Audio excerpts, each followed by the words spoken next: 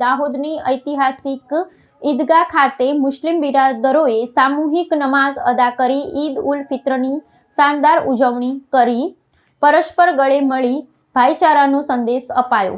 દાહોદ શહેરની ઐતિહાસિક ઈદગાહ ખાતે પવિત્ર ઈદ ઉલ ફિત્રના પાવન અવસરે વિશાળ સંખ્યામાં મુસ્લિમ બિરાદરોએ એકત્રિત થઈ સામૂહિક નમાઝ અદા કરી હતી। વહેલી સવારથી જ ઈદગાહ પરિસરમાં લોકોની ભારે ભીડ ઉમટી પડી હતી, જેના પગલે સમગ્ર વિસ્તારમાં ભક્તિભાવ અને હર્ષોલ્લાસનું વાતાવરણ છવાઈ ગયું હતું। ઇસ્લામ ધર્મના આ મોટા તહેવાર નિમિત્તે લોકોમાં અનેરો ઉત્સાહ જોવા મળ્યો હતો।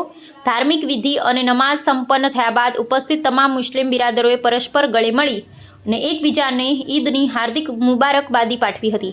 આ વિશેષ પ્રસંગે ધર્મગુરુઓ દ્વારા દેશ અને રાજ્યમાં કાયમી શાંતિ, ભાઈચારો, કોમી એકતા અને સર્વાંગી સમૃદ્ધિ જળવાઈ રહે તે માટે સર્વશક્તિમાનના દરબારમાં ખાસ બંદગી દુઆ પણ કરવામાં આવી હતી। સમાજના દરેક વર્ગમાં આ તહેવાર પરસ્પર પ્રેમ અને સદભાવનાનો ઉત્તમ સંદેશ પૂરો પાડે છે। આ મોટા ધાર્મિક આયોજનને અનુલક્ષીને સ્થાનિક વહીવટીતંત્ર અને પોલીસ વિભાગ દ્વારા ચુસ્ત સુરક્ષા વ્યવસ્થા ગોઠવવામાં આવી હતી। નમાઝ માટે આવતા શ્રદ્ધાળુઓને કોઈ અગવડ ન પડે અને માર્ગો પર વાહન વ્યવહાર સરળતાથી ચાલુ રહે તે હેતુથી માર્ગ નિયમનનું પણ સુદૃઢ આયોજન કરવામાં આવ્યું હતું। પ્રશાસનની આ આગોતરી કામગીરીના પરિણામે સમગ્ર કાર્યક્રમ કોઈપણ પ્રકારની અડચણ વિના શાંતિપૂર્ણ માહોલમાં સંપન્ન થયો હતો।